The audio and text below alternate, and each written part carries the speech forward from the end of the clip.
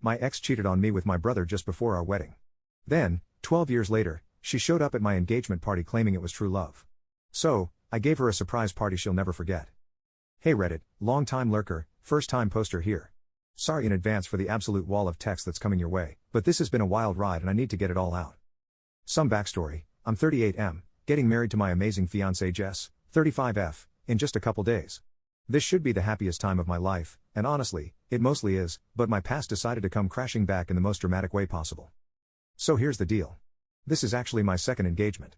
12 years ago, I was engaged to my high school sweetheart, Kate, 38F now. We'd been together for almost 10 years, lived together for 5 of those, and were literally one day away from getting married when everything went to hell. Jess knows all about this history, BTW. I'm not the type to hide my baggage, we all have some, right? But what happened next is just... well, you'll see. So Kate and I had been together since we were like 17 to 18. We'd grown up together, went through college together, started our careers together, the whole 9 yards. She was a huge part of my family too, my parents basically treated her like a daughter already. When I proposed, everyone was thrilled but honestly not surprised. It felt like the natural next step after building a life together for so long. My family threw us this amazing engagement party at my parents' lake house. My mom went all out with decorations, she'd been planning this day since I was like 12, I swear. Kate's parents flew in from Arizona, and my brother Tyler, 34M now, but 22 then, gave this heartfelt speech about how Kate was already like a sister to him. Yeah, remember that detail. It'll be important later. The day before our wedding, Kate suggested I spend the night at a hotel while she stayed at our place. Something about bad luck seeing the bride before the wedding. I thought it was kind of silly since we'd been living together for years, but whatever, I wanted her to be happy. So I booked a room at this Marriott about 15 minutes from our apartment. I'd packed everything for the wedding but realized I forgot my dress shoes at home, these special ones I'd splurged on specifically for the wedding. They were these Italian leather ones my dad had helped me pick out, and I was not walking down the aisle without them. So I drove back to our place around 10 p.m. to grab them. When I got there, the lights were off in the living room, which was weird because Kate never turned off lights. It was our biggest argument. I'd follow her around the apartment turning off lights behind her like some kind of energy-saving ghost. So immediately I thought something was up. I let myself in quietly, thinking maybe she was asleep already, getting beauty rest for the big day and all that. I headed to our bedroom where I'd left the shoebox on top of our dresser. But when I opened the door, I honestly can't even type this without feeling sick to my stomach, even 12 years later. There was Kate, in our bed, with my brother Tyler. They were so into whatever they were doing they didn't even notice me at first. When they finally did, the look on Kate's face. I'll never forget it. Not shame, not regret, just shock at being caught. I completely froze. My brain just blue screened. I couldn't process what I was seeing. These were the two people I trusted most in the world, and there they were, betraying me in the most devastating way possible the night before my wedding. I must have stood there for what felt like an eternity but was probably only a few seconds. Then I just turned and ran. Got in my car and drove back to the hotel in a complete daze. I don't even remember the drive, it's a miracle I didn't crash. When I got back to my room, I completely lost it. Had a full-on panic attack, hyperventilating, the works. I've never felt anything like that before or since, like my entire reality was collapsing around me. After I managed to calm down a bit, I just sobbed for what must have been hours. The worst part? I was supposed to be getting married the next day. All those guests, the venue, the caterers, everything was set. And now? What was I supposed to do? Kate didn't know which hotel I was at, thank God, but that didn't stop her from blowing up my phone. The texts were unreal. Baby, it was just a one-time thing, I swear, doubt. I was just so stressed about the wedding. Oh, poor you. Tyler's always been there for me, clearly. Please don't throw away 10 years over one mistake, one. And yes, watch me. The justifications were so pathetic it would have been funny if it weren't so heartbreaking. She tried to blame wedding jitters, said she needed to blow off steam and Tyler was just there. As if cheating with my brother was some kind of stress relief technique. I blocked both of them immediately. I couldn't deal with their bullcrap excuses. Somehow, I pulled myself together enough to start making calls at like 5 a.m. to cancel everything. Lost thousands in deposits, but honestly, I didn't care. I would have paid double just to be free of the situation. Some of the vendors were actually super understanding when I told them what happened, in a very abbreviated version. The hardest call was to my parents. It was like 6 a.m. when I called them, and my mom answered all groggy and immediately panicked thinking something had happened to me. When I told them what I walked in on, there was just this long silence on the phone. My dad finally said, "We'll handle it, son." That was it. I later found out my parents went through this whole moral crisis about whether to stand by both their sons or cut Tyler off. In the end, they chose me, and Tyler's been basically persona non grata in the family ever since. Last I heard, he's been working in Germany for some tech company and hasn't been back to the States in like 3 years. Can't say I miss him. I spent the next day in my hotel room, ordering room service and watching mindless TV. I couldn't face anyone yet. The day I was supposed to be saying I do, I was sitting alone in a hotel room eating cold fries and staring at the wall. Rock bottom doesn't even begin to describe it. I only saw Kate twice after that. Once when she came to pack her stuff from our apartment, I made sure I wasn't there, but forgot my laptop so had to swing by, most awkward 5 minutes of my life. And then a couple years later, I spotted her at this party thrown by a mutual friend. As soon as she started heading my way, I literally walked out the door. I wasn't ready to hear whatever she had to say. The years after were rough. Not gonna lie, I fell into a pretty bad depression. Had to go on meds, see a therapist, the whole deal. I wasn't sure I'd ever trust anyone again. Dating felt impossible. I'd find myself interrogating perfectly nice women about their relationship history, looking for signs they might cheat. Not exactly a winning strategy, let me tell you. But time heals, therapy helps, and eventually I met Jess at a friend's backyard barbecue 4 years ago. She'd been through her own relationship hell, her ex cheated too, though thankfully not with a sibling, so she understood my trust issues. We took things super slow, built a foundation of honesty, and here we are now, about to tie the knot. I've got this sweet little house in a quiet neighborhood with a fenced yard for our golden retriever, Max. Jess moved in last year, bringing her extensive collection of houseplants that have somehow not died despite my notorious black thumb. We've built this calm, drama-free life that feels worlds away from the chaos of my 20s. We even started this Sunday tradition where we make these elaborate brunches together. I handle the savory stuff while she makes these incredible cinnamon rolls from scratch. It's those little routines that make me realize how lucky I am to have found someone who just fits. Everything was perfect. Until last week. 1 week before my wedding, guess who slides into my DMs? Kate. I have no idea how she found out I was getting married. I've been off social media for years, except Reddit obviously, but I guess word travels in our old social circles. She made a new Facebook account to bypass my block and sent me this novel-length message about how devastated she was to hear I was getting married again. First off, we never actually got married, so again is a stretch. Second, why the hell would she be devastated when she's the one who blew up our relationship? The messages were insane. All about how she's never stopped loving me and how I was the only man she's ever truly loved and how she'd do anything for another chance. 12 years of silence and now she decides she wants me back? A week before my wedding? The timing was so calculated it made me sick. I showed Jess the messages immediately. I don't hide anything from her, especially not something like this. She was surprisingly calm about it, probably because she knows how completely over Kate I am. But we were both annoyed by the intrusion into our happiness. Part of me wanted to just block Kate again and move on. That would have been the mature thing to do. But another part of me, the part that spent years rebuilding myself after what she did, wanted revenge. I wanted her to feel a fraction of the pain and humiliation she'd caused me. When I mentioned this to Jess, I expected her to talk me down. Instead, she got this mischievous look and said, "Let's do it." Turns out, she's got a bit of a petty streak too, one of the many reasons I love her lol. So I messaged Kate back, saying I'd been thinking about her too, complete lie, and was confused about my feelings, bigger lie. I suggested we meet up to talk, but not at my place because Jess might get suspicious. Kate responded immediately saying she could meet me anywhere, anytime. She suggested a hotel near my place, which was perfect for what we had planned. The next day, I showed up at her hotel room at the time we'd agreed on. When she opened the door, her face lit up like a Christmas tree. She was actually crying happy tears. Lol, just wait, honey. She sat me down and launched into this rehearsed sounding speech about how sorry she'd been for the past 12 years, how she'd tried to reach out multiple times but didn't know how to get through to me, blah blah blah. I pretended to be interested, even held her hands while she talked, which she later tried to use as proof I still had feelings for her, gag. Meanwhile, I was just watching the clock, waiting for phase 2 of our plan.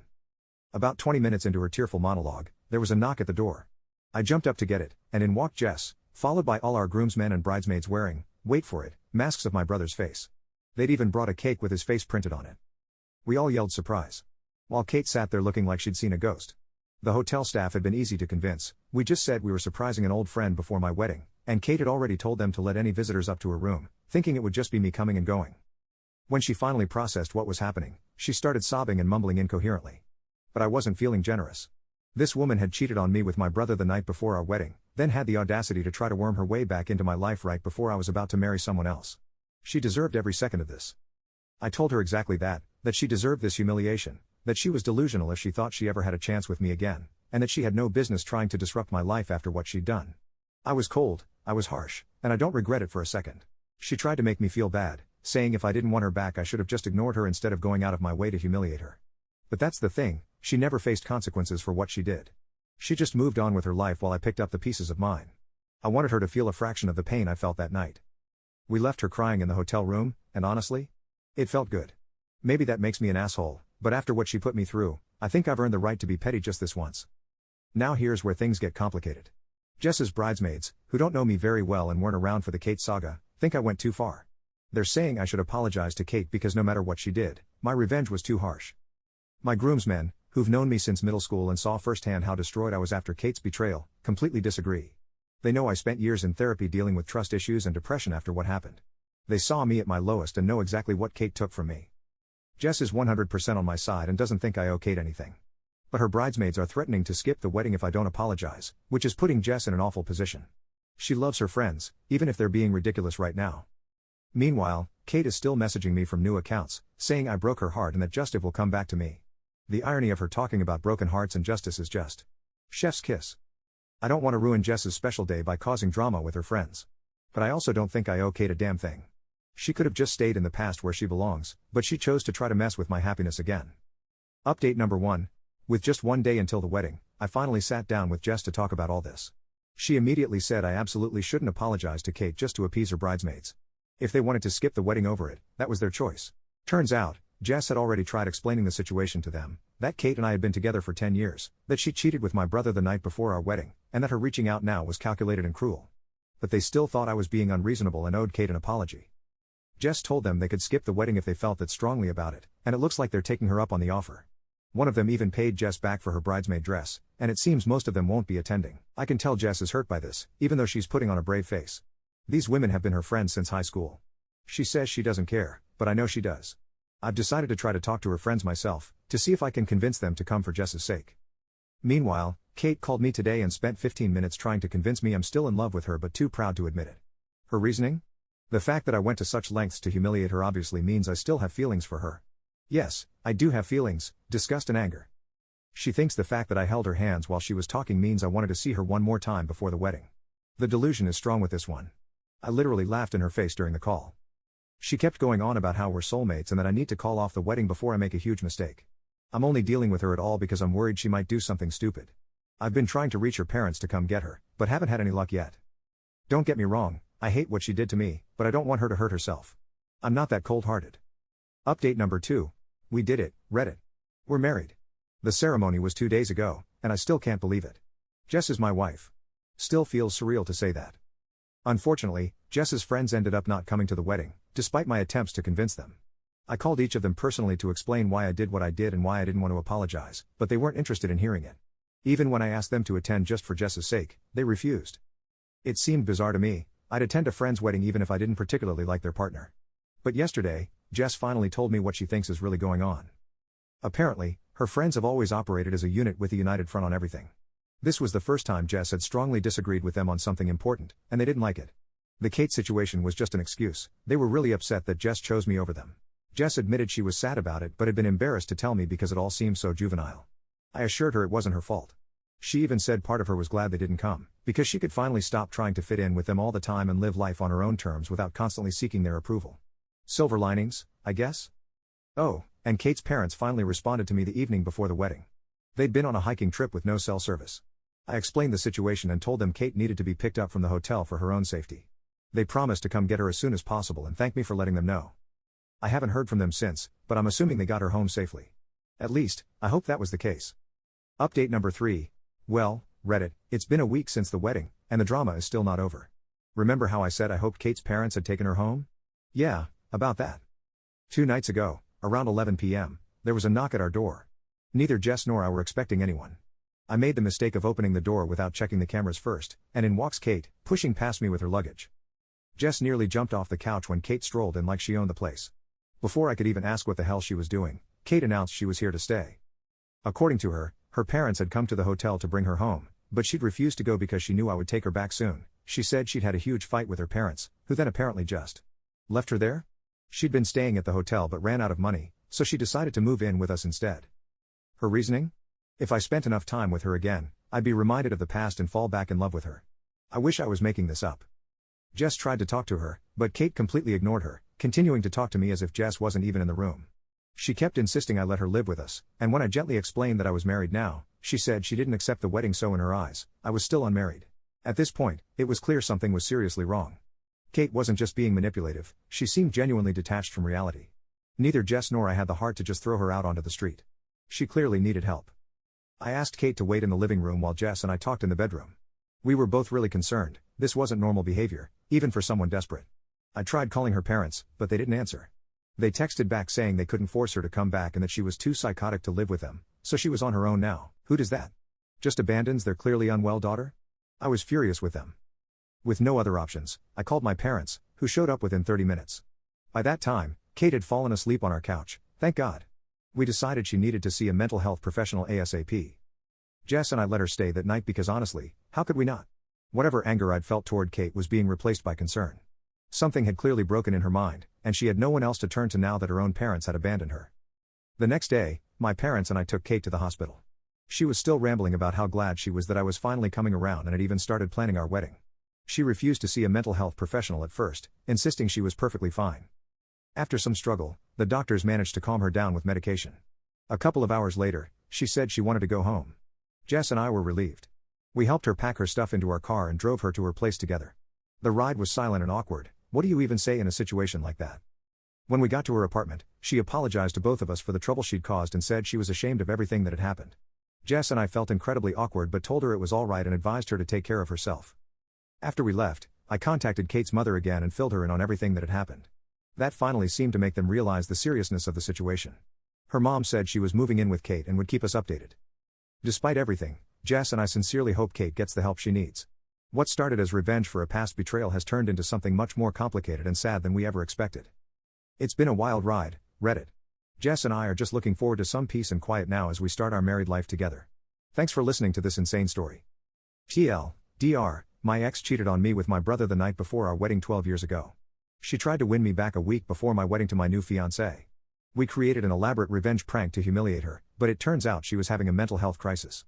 Now she's getting help, and we're just trying to move on with our lives. Edit, thanks for all the support, guys. A lot of you are asking if I think I triggered Kate's breakdown with a revenge prank. Honestly, I don't know. The doctors seemed to think this had been building for a while, and the stress of seeing me get married to someone else was just the final straw. Still doesn't make me feel great about it though. Edit 2, to those asking about my relationship with my brother, no, we haven't reconciled. My parents have occasionally tried to broker peace, especially around holidays, but I'm not there yet. Maybe someday, but not now.